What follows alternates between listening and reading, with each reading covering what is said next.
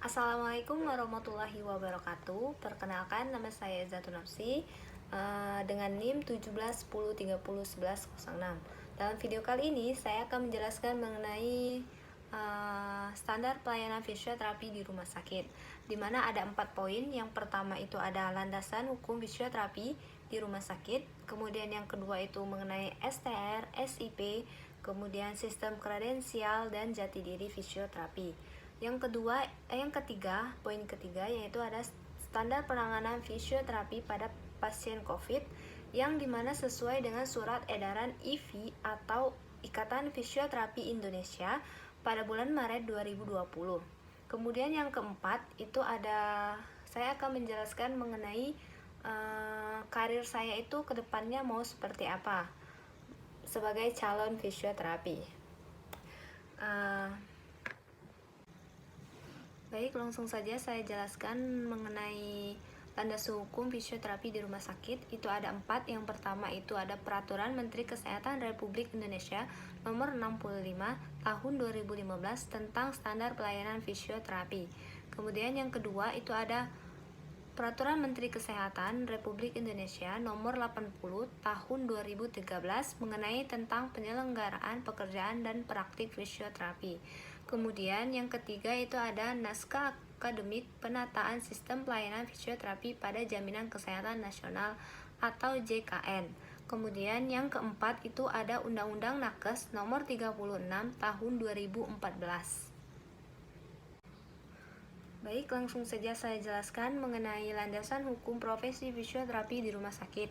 Itu ada 4. Yang pertama itu landasannya PMK nomor 65 tahun 2015 tentang standar pelayanan fisioterapi. Kemudian yang kedua itu ada PMK nomor 80 tahun 2013 tentang penyelenggaraan pekerjaan dan praktek fisioterapi. Kemudian yang ketiga itu ada Naskah Akademik Penataan Sistem Pelayanan Fisioterapi pada Jaminan Kesehatan Nasional atau JKN. Kemudian yang keempat itu ada Undang-Undang Nakes Nomor 36 Tahun 2014. Untuk yang PMK Nomor 80 Tahun 2013 itu pada pasal 1-nya terdapat penjelasan bahwa fisioterapi adalah setiap orang yang telah lulus pendidikan fisioterapi sesuai ketentuan peraturan perundang-undang. Kemudian yang kedua, fisioterapi adalah bentuk pelayanan kesehatan yang ditujukan kepada individu dan atau kelompok untuk mengembangkan, memelihara, memulihkan gerak dan fungsi tubuh sepanjang rentan kehidupan dengan menggunakan penataan secara manual, peningkatan gerak, peralatan seperti elektroterapis dan mekanis, serta pelatihan fungsi dan komunikasi. Sedangkan untuk di Naskah Akademik Penataan Sistem Pelayanan Fisioterapi pada Jaminan Kesehatan Nasional, itu fisioterapi adalah pelayanan kesehatan yang dituju kepada individu atau kelompok untuk mengembangkan, memelihara, memulihkan gerak dan fungsi tubuh sepanjang rentan kehidupan dengan menggunakan penanganan secara manual, peningkatan gerak, peralatan, dan pelatihan fungsi dan ekonomi. Selanjutnya, di dalam PMK nomor 65 tahun 2015 dijelaskan mengenai pelayanan fisioterapi di rumah sakit umum, di mana pelayanan fisioterapi di rumah sakit umum sesuai dengan klasifikasinya memberikan pelayanan kesehatan kepada individu untuk semua jenis gangguan gerak dan fungsi tubuh secara paripurna melalui pendekatan promotif, preventif, kuratif, dan rehabilitatif. Kemudian untuk pelayanan fisioterapi di rumah sakit khusus, yaitu pelayanan fisioterapi di rumah khusus sesuai dengan klasifikasinya memberikan pelayanan kesehatan gangguan gerak dan fungsi tubuh tertentu sesuai dengan kekhususan pelayanan rumah sakit. Kemudian untuk alur pelayanan sendiri, itu untuk alur rawat jalannya, yang pertama itu pasien datang, kemudian melakukan pendaftaran, di administrasi, di bagian administrasi, kemudian kemudian pasien menuju ke unit fisioterapi. Setelah dilakukannya tindakan fisioterapi, pasien ke bagian administrasi. Kemudian setelah di bagian administrasi selesai, maka pasien boleh pulang. Kemudian untuk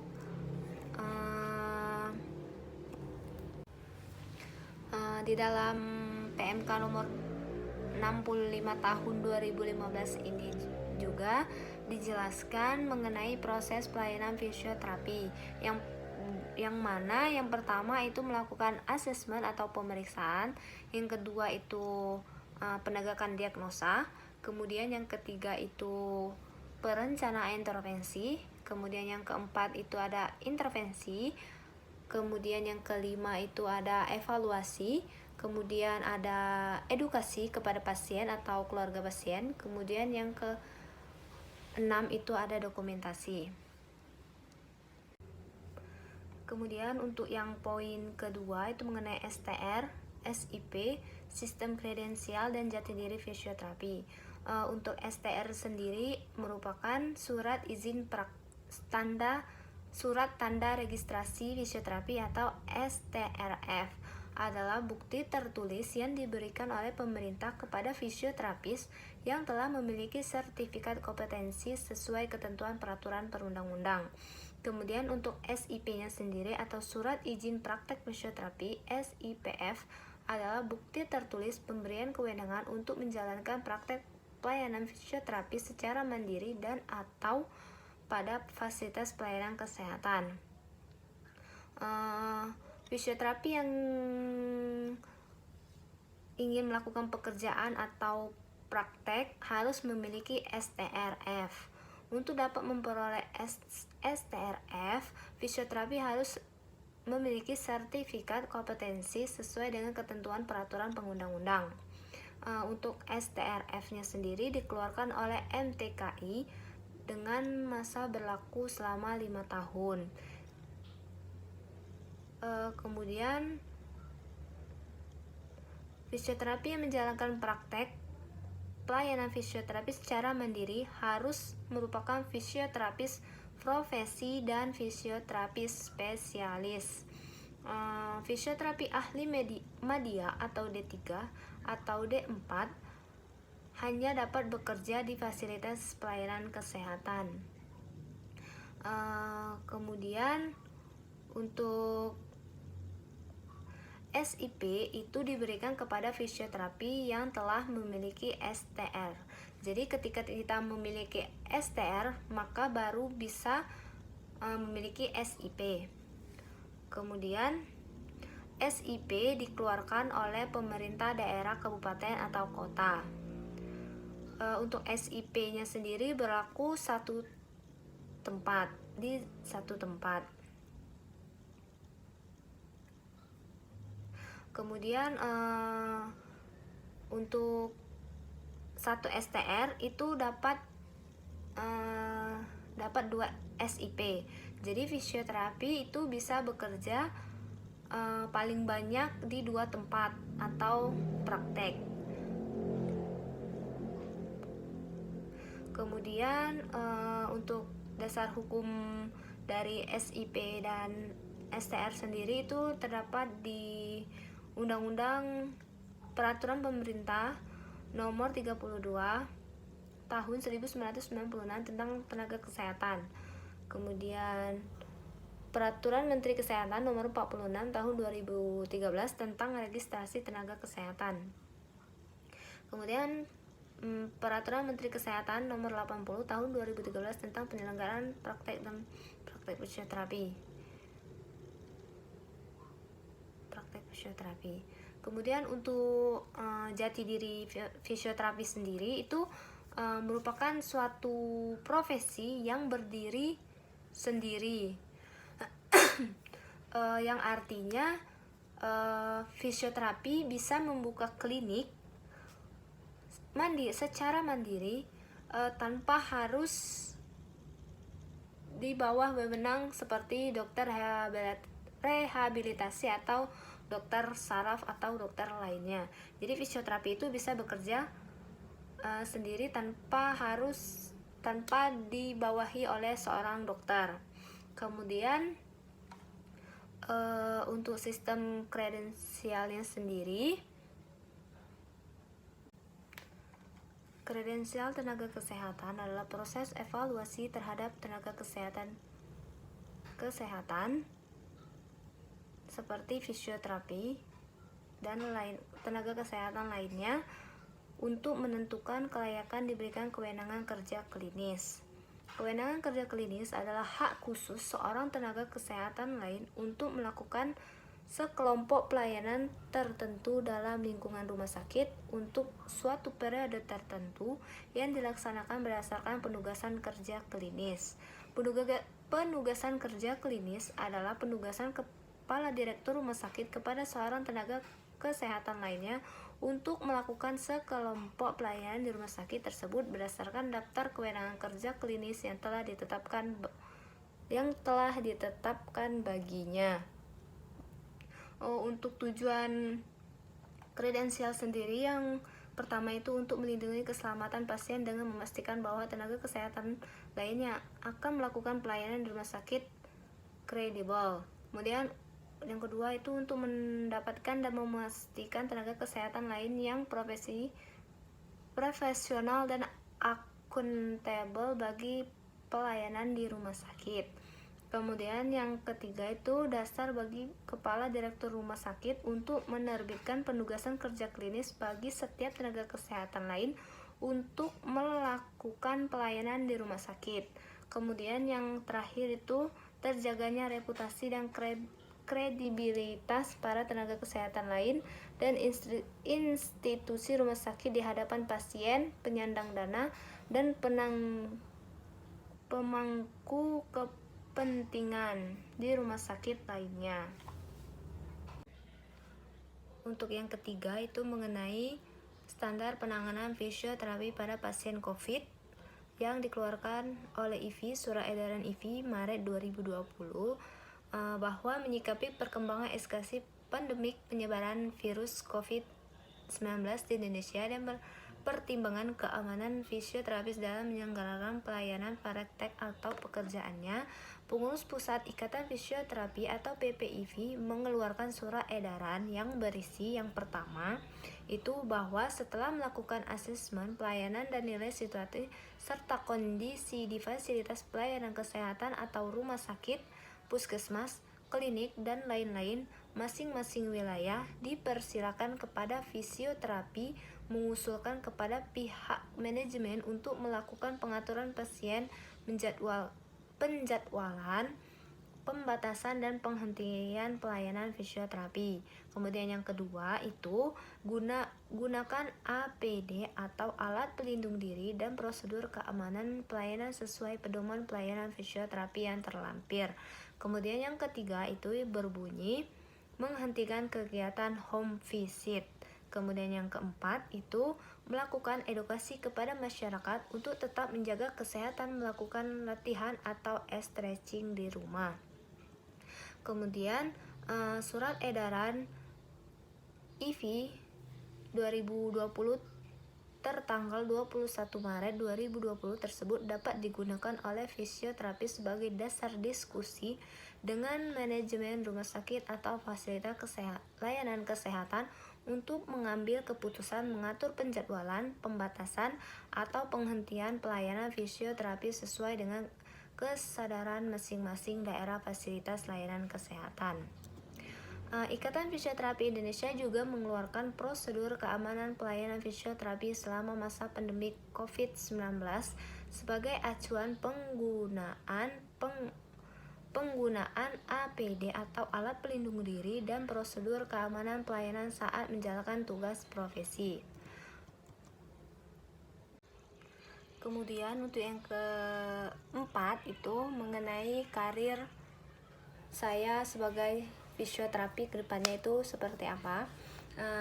Yang sekarang saya semester 7 di mana 1 semester lagi saya akan wisuda insyaallah, kemudian nyambung ke profesi di Unisa juga nantinya insya Allah.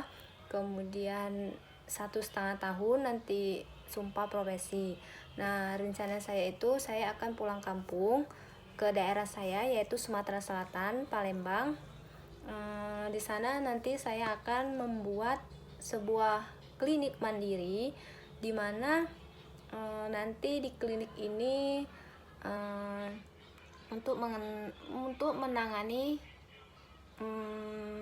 masyarakat di daerah saya yang mengeluhkan fungsi geraknya.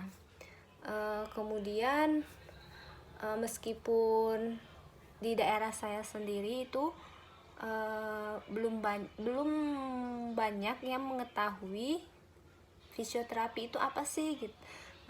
Dan untuk di daerah saya sendiri fisioterapinya baru ada di rumah sakit umum daerah, dimana saya lihat itu juga bukan lulusan fisioterapi, melainkan seperti dokter rehabilitasi.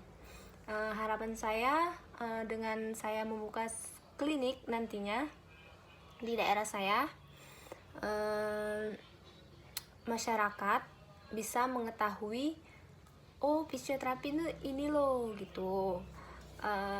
Untuk kemudian jika ada lowongan atau pembukaan, saya juga ingin menjadi seorang ASN atau pegawai negeri. Kemudian selain nanti insya Allah jika diterima di ASN atau pegawai negeri, nanti saya selain ASN nanti juga membuka klinik. Jadi 2 SIP-nya digunakan, yang satu untuk ASN, yang kedua itu untuk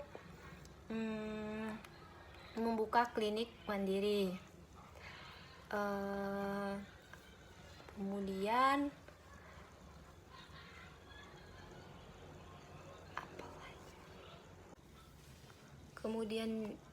Kemudian saya juga berharap nantinya ketika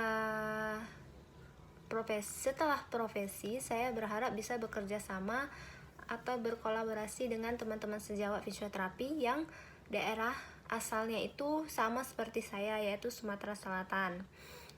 Di Unisa sendiri ada beberapa anak fisioterapi yang asalnya sama dengan saya, Sumatera Selatan. Jadi saya berharap nantinya kita bisa bekerja sama.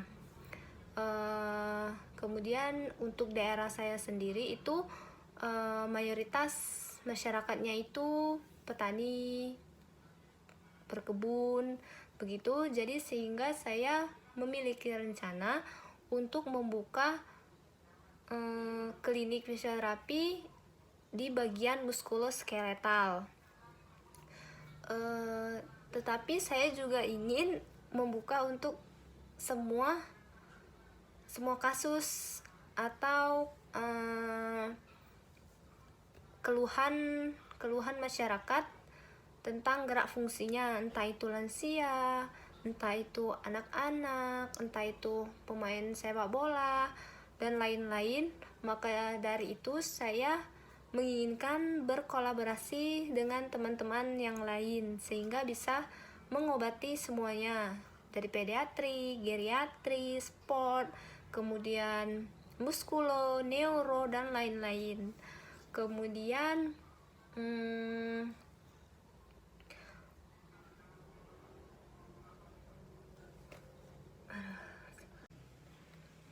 mungkin itu saja yang dapat saya jelaskan mengenai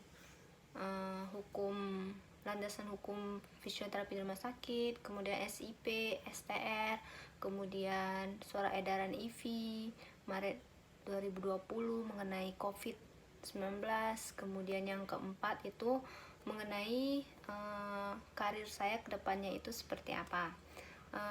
Jika kurang atau salah saya mohon maaf. Saya akhiri. Wassalamualaikum warahmatullahi wabarakatuh.